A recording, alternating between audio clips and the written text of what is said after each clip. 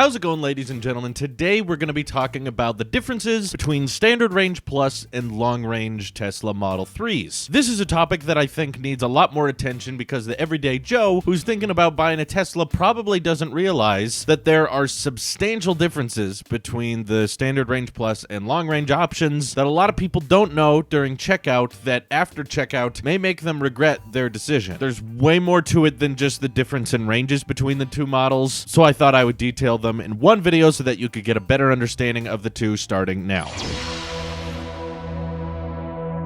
I almost feel like Tesla shouldn't name these two different cars based on their ranges, given how many differences there are between them. Let's just get the mechanical side of it out of the way first of all. Obviously, yes, the longer range model can go an extra 70 miles with a range of 310 versus the Standard Range Plus, which can go 240. Those are your two different ranges. Keep in mind that if you buy a Model 3, it'll almost never be charged to 100%, so what your day-to-day range is going to be is probably a little lower than that. And yeah, battery degradation happens, so the longer you own this car, the range is going to shrink a little bit over time. That's why a lot of people will opt for the longer range, even if they don't go on road trips a lot. They just plan on having it for the long haul. They know that battery is going to reduce in range a little bit over time, so that's why a lot of people will opt for the longer range option. The longer range model currently is an all-wheel drive, which means two motors, one in the front, one in the back. Standard Range Plus is just a rear-wheel drive. There's no motor in the front. And yes, there was a time where Tesla used to sell a long-range Model 3 that was rear-wheel drive only, and that one actually could go 325 miles, but to simplify the lineup, they've decided to axe that one, so they're not selling it anymore. And from my own experience and from what other people have told me, all-wheel drive feels a lot different than rear-wheel drives. There's a lot more power involved, and the 0 to 60 time is a little bit faster in the long-range model if you care about the speed kind of thing. The long-range Model 3 goes 0 to 60 in 4.4 seconds, whereas the Standard Range Plus model goes 0 to 60 in 5.3 seconds. I don't really care about the speed kind of thing, but if you're into that, there's that information. Do with it what you will. But I want to talk about the interior differences between these two cars, because I feel like on a day-to-day basis, you may notice this more than the range. The average American drives around 30 miles a day. I'm sure some of you may fall below that or above that. So those difference in ranges are really only going to make a big impact whenever you go on a road trip or in the big long-term scheme of things when the battery degrades over time. The long-range Model 3 will still have a very, very decent range even 8 years after you bought it, where Standard Range Plus could increasingly get more inconvenient as time goes on. If 8 years after you bought it, it's lost, 70 miles of its range, that's going to severely impact your road tripping experience. But I understand a lot of people don't take road trips regularly, so whatever. But the day-to-day differences between these two is the fact that Standard Range Plus comes with partial premium interior, and the long-range dual-motor version comes with a premium interior. And there's some substantial differences that, in my opinion, really affect someone's deciding factor of which model they get. So let me list a few of the things you get with the premium interior that you're sadly not going to get with the partial premium interior, and keep in mind this could change in the future, so make sure you check the upload date of this video to see how relevant it is. If you're watching this way after it was uploaded, things may have changed again, so you may have to find some new video that hopefully I've made or someone else has made that details the latest updates. For one, the longer range includes premium audio. This physically has more speakers than Standard Range Plus. SR Plus has upgraded audio or immersive sound, which from what I've read online, people comparing the two sound systems of the Model 3s, they've said both are fine. It's not that the SR Plus version has a crappy audio system. It's okay. And in fact, if you're not an audio guy, you probably won't be able to tell the differences between the two. If you're big into audio and you care about bass and treble and everything being equally balanced, sure, you may notice it a lot more. But both sound good. It's not like one is crap and the other is great. In fact, I've seen a lot of people online that have said after comparing the two sound systems, they can't even tell the difference, and sometimes they wish they would have gone with SR Plus and saved some money. But the premium audio on the longer range model includes 14 speakers, 1 subwoofer, and 2 amps, where the SR Plus's audio mainly comes from the front of the car in that sound bar, which, like I said, for most people is probably going to be fine, and you're likely not going to notice the differences between the two audio systems unless you're comparing them back to back. The other difference you get with long range are floor lights that turn on when you open the car. Kind of like an airplane, they line the interior of the vehicle so that when you open the door, you can see the ground if you need to. This is not included on SR Plus, and of course, this is a hardware feature. They are literally building the car differently, meaning you can't enable that later on SR Plus via software update. So little interior lighting to help you see when it's dark outside. Long range also includes LED fog lights, which can be helpful in, of course, the fog. For those of you who don't know, the headlights on Teslas are able to automatically adjust between high beams and low beams depending on if there's oncoming traffic. It can see a car and turn off the high beams, and then when there's not a car coming in oncoming traffic, it'll turn on the high beams. The LED fog lamps are just supposed to give you a little bit of extra lighting in a foggy situation. It's not absolutely necessary, but in certain circumstances, it can be a little bit more helpful. And also, if you buy the long-range Model 3, all of the seats in the car have heat pads in them that you can turn on from that center console. If you end up going with the SR Plus, only the two front seats are heated, whereas the back seats do not have heating. So if you're driving around a lot of other people with you often, I guess, and you're in a cold climate and you want the people in the back to also have heated seats, they're not going to have that if you end up buying SR Plus. If you buy long range, you have that option. Now, the next thing, which I think could possibly be the biggest difference between long range and SR Plus, is the premium connectivity that is available with the longer range model. This is a subscription service that Tesla hasn't officially launched yet, because when you buy a long range Model 3, you will get these premium connectivity features for the first year, and then once that year is up, they're going to charge you an annual fee to continue using that feature, which this is honestly something that, as much as I love Tesla, I think they could work on. The fact that people are buying these cars, and a lot of them are buying them based on how they're going to age or based on what features they're going to get in the future, and yet Tesla still doesn't have a direct answer for them a lot of the time, because often this stuff they will continue to say is up in the air. It hasn't been decided on yet. Right now, they're usually telling people it will likely be around $100 a year, so that equates to a little under $10 a month. It's not a huge subscription service, but still, I find it kind of bizarre that they haven't settled on a price yet and they can't just tell you how much it's going to cost. And the real bummer is they can't confirm that that service will be available to the people who buy the Standard Range Plus. That means that, yes, if you wanted to have the web browser on the Model 3 display, if you wanted to watch Netflix and YouTube when it was charging or parked, or if you wanted to stream music directly from the Tesla's built-in music streaming service, or listen to podcasts from their built-in podcast service, you won't have those options if you end up buying the Standard Range Plus. I've contacted several specialists about this, like, will it be possible for the Standard Range Plus owners to subscribe to that $100 a year subscription so that they can get premium connectivity? And right now, they say they can't speculate on that. They're like, well, it might happen. We don't know. We can't say it's not happening. We can't say it is happening. Why not? Why are they still undecided on this? I feel like because that's going to be such a good and compelling reason to have a Model 3 over anything else, and there's likely a ton of people out there who are not interested in paying the extra $9,000 for long range, that should totally be a subscription service. I mean, I don't know Tesla's business model or how they're trying to get people to upgrade or whatever, but personally, I think that the Standard Range Plus buyers should definitely get the option to pay $100 a year so that they can have a web browser, they can watch Netflix and YouTube, they can stream music from Tesla's streaming music app. All of those I don't feel like should require the extra $9,000 starting price, because it would really bum me out if you thought that, well, eventually they're going to let me get those features, so I'm going to go ahead and buy Standard Range Plus, and then Tesla then later decides,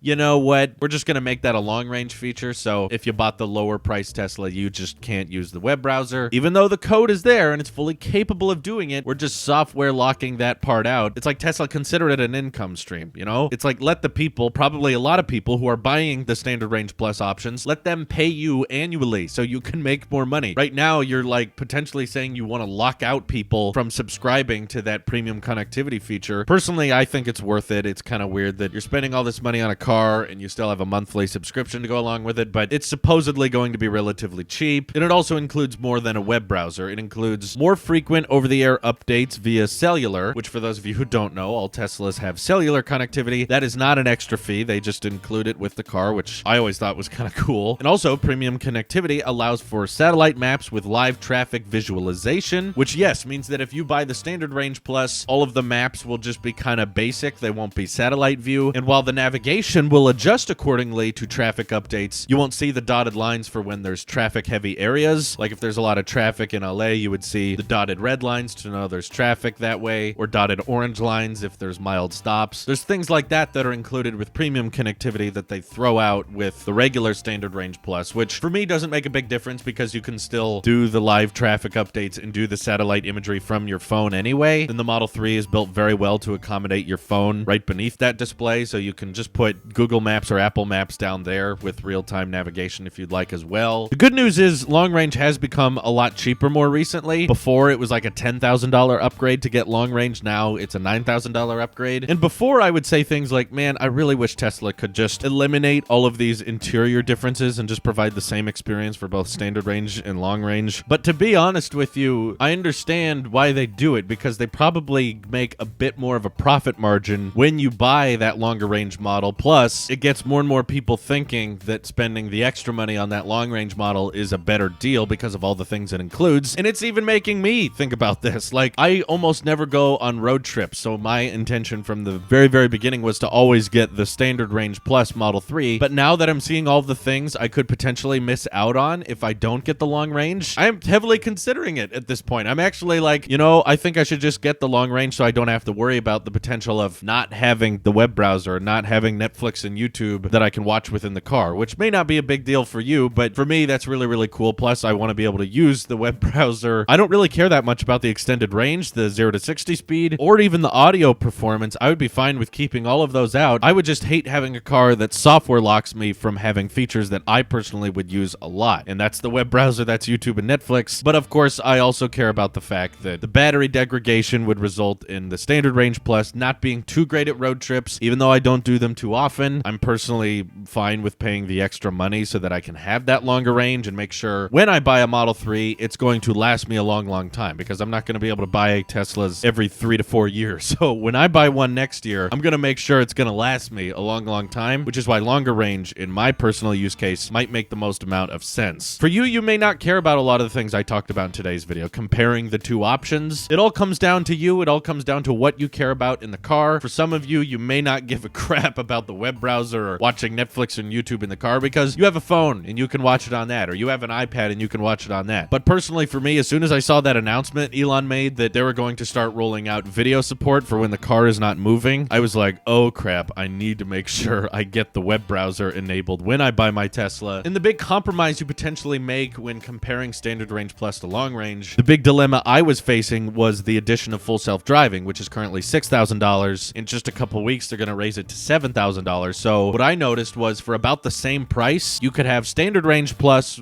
with full self-driving equipped versus long range without full self-driving equipped. And you full well know that full self-driving could potentially get more and more expensive over time, which means that if you care about the full self-driving tech, you may end up paying a whole lot more for the car if you end up going with long range without full self-driving. How much more they're going to raise the price of full self-driving, they still don't tell us. I just really hope Elon gives us warnings before they raise the price of it so that we can understand, okay, if we don't buy it now, it's going to get another $1,000 more expensive. But that was the big dilemma I was running into, because I was more than happy paying for standard range plus with full self-driving. But then once I realized that full self-driving was getting so much more expensive, I was like, hey, for the same price that I'm willing to pay, I could just get the longer range model, get all of these premium interior benefits, and then maybe just down the road I can save up some more money. Once full self-driving is available, then buy it. Even if it is more expensive, you can buy it at any time, whereas the battery pack, you can't upgrade down the road. That is fixed. And also potentially some of these premium interiors. Tesla is not being upfront that, yes, standard range plus owners will be able to pay for that premium connectivity options. There's still a chance that for anyone who bought standard range plus, they will not be able to access the web browser or stream content from their Tesla, which to me would be a huge downside. I would be very upset about that. So not really knowing the future of full self-driving, I still think it's coming out within the next 5 years. I don't believe in Elon's timeline that it's going to be feature complete by the end of this year and then legally ready by the end of 2020. I don't believe that. I think it's going to take longer, and I also don't think it's going to be a night and day switch. Like one day they're just going to be like, all right, today we have finished full self-driving. It is now available. It's complete. Now you can buy it and it works flawlessly. I imagine similar to autopilot, it's going to take a long time to improve. They're going to launch a very limited form of it first, and then over time it'll get better and work in more areas, which is why personally I'm okay with not buying full self-driving at checkout, and why when I buy my Model 3, I'll most likely be opting for the longer range option. My opinion could change though. Let me know what your guys' thought process is if you're thinking about getting the Model 3, which range you would go with. Let me know by hitting me up over on Twitter or joining our Discord. This is your Tesla Sheep here. I'll see you guys in the next one.